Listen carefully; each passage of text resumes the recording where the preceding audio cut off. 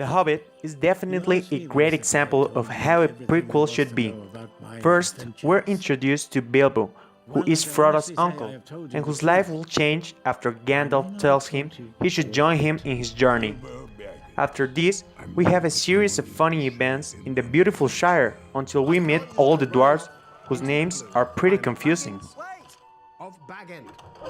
Bilbo, allow me to introduce Fili, Kili, Oin, Loin, Dwalin, Balin, Bifur, Bofer, Bomber, Nori, Ori, and the leader of our company, Thorin Oakenshield. Subsequently, the film we thought would have nothing but pure joy turns into something a lot darker. A shadowy aura invades the story the moment we're told the dwarves have lost their kingdom, their lands, and their families. We will end up loving these characters, but at first we don't know if we should feel sorry, scared, or amused by them. It's better disconcerting.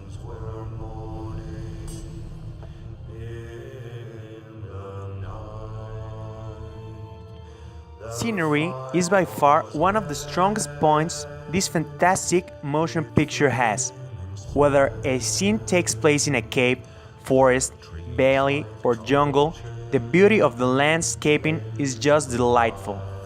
I should also highlight the great characterization of Richard Armitage, who interpreted Thorin, and of course the presence of Cate Blanchett, who looks astonishing in this footage.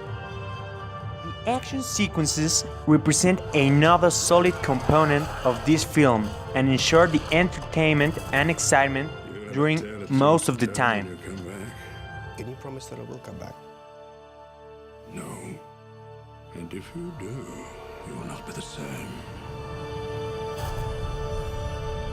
My name is Bilbo Baggins. This screenplay is very good in general, but it isn't perfect.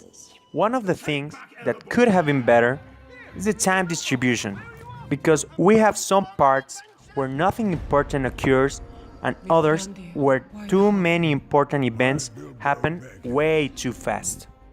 Another big problem with this film is actually related to time distribution, and it is the big amount of characters that suddenly appear during certain moments of the film, which makes it a lot harder for spectators to fully understand what is going on. The dark part has found a way back into the world.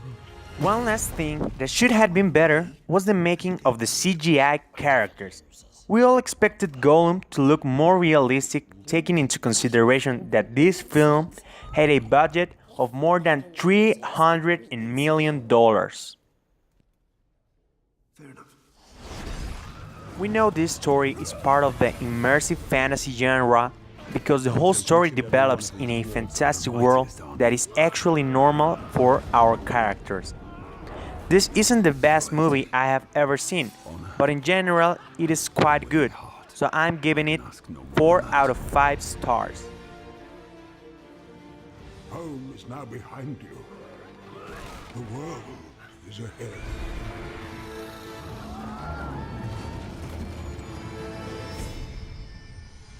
Thanks for watching. I hope you enjoyed the video.